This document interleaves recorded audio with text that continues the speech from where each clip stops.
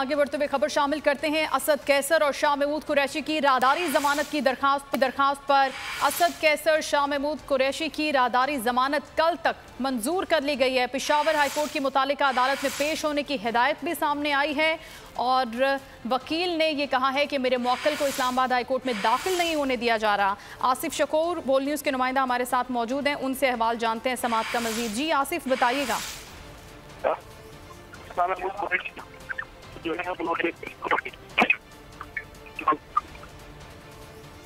आसिफ शकूर से भी जानेंगे इन दरखास्तों के हवाले से जो आज राहदारी ज़मानत मंजूर हुई है उसमें ये रिमार्क्स दिए गए हैं वकील की जानिब से कि मेरे दोनों मौक्किल को आज अदालत में अंदर दाखिल होने नहीं दिया खबर से, लिहाजा असद कैसर और असद उमर के हवाले से उन्होंने कहा कि वो कल तक का उनको राहदारी रिमांड दिया जाता है, वो कल तक अदालत में पेश हो जाएँ। शाह महमूद कुरैशी और असद कैसर इनकी दरखास्तों के हवाले से उनके वकला ने अदालत में दलाइल भी दी और राहदारी रिमांड कल तक के लिए अब इन दोनों को मिल गया है।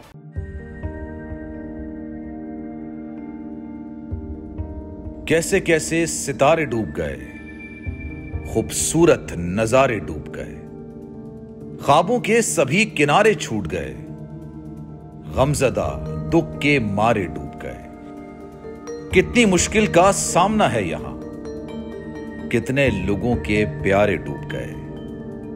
आओ मिलकर करें मदद सबकी, जिनके सारे सहारे डूब गए। आजमाइश में मिलकर एक हुए, नफरतों के इशारे डूब गए।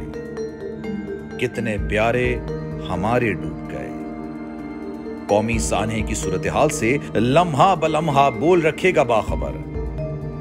गम की इस घड़ी में बोल तारकीने वतन के अहले खाना के साथ खड़ा है।